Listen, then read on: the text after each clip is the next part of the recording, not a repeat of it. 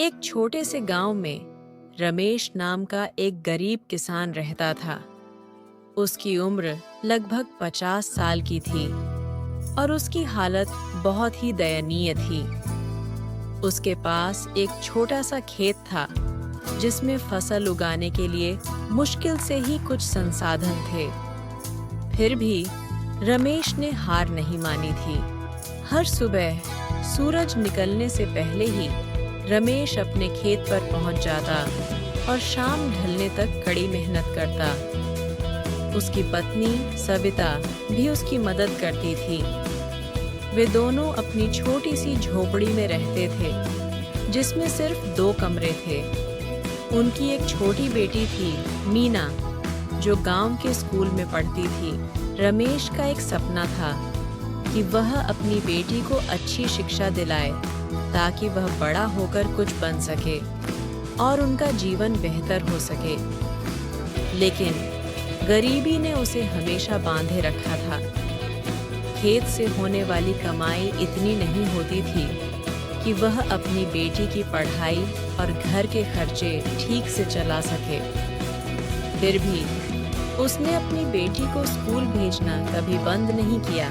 एक साल जब बारिश नहीं हुई तो रमेश की सारी फसल बर्बाद हो गई। उसके पास अब कुछ भी नहीं बचा था। गांव के बाकी किसान भी परेशान थे, लेकिन वे सब शहर जाकर काम करने लगे। रमेश ने भी शहर जाने की सोची, लेकिन उसकी पत्नी सविता ने उसे रोका और कहा, हमें हमारी मिट्टी को नहीं छोड़ना चाहिए। भगवान पर भरोसा रखो, वह हमारी मेहनत का फल जरूर देगा।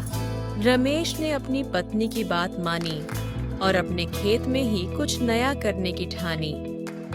उसने अपने खेत में सब्जियां उगाने की कोशिश की। वह दिन रात मेहनत करता रहा, लेकिन मौसम की मार और संसाधनों की कमी ने उसे फिर से निराश कर दिया। एक दिन गांव में एक नया अधिकारी आया। उसने गांव वालों को नई खेती की तकनीकें सिखाने का वादा किया। रमेश ने भी उसमें हिस्सा लिया और उन तकनीकों को अपने खेत में आजमाया। धीरे धीरे उसके खेत में फसलें अच्छी होने लगीं। उसने गांव में सब्जियां बेचना शुरू किया और थोड़ी बहुत कमाई होने लगी। रमेश ने हार नहीं मानी और कड़ी मेहनत के साथ अपने खेत को फलने फूलने दिया। धीरे धीरे उसकी स्थिति सुधरने लगी। अब वह अपनी बेटी को अच्छे स्कूल में भेजने के काबिल हो गया था। कुछ सालों बाद उसकी बेटी मीना ने पढ़ाई में अच्छे अंक हासिल किए और एक अच्छी नौकरी पाई। अब रमेश और सविता का जीवन सुखी था। रमेश ने अपने जीवन की सच्चाई को समझा कि अगर आप मेहनत करते रहेंगे और उम्मीद नहीं छोड़ेंगे तो जिंदगी जरूर आपको उसका फल देती है।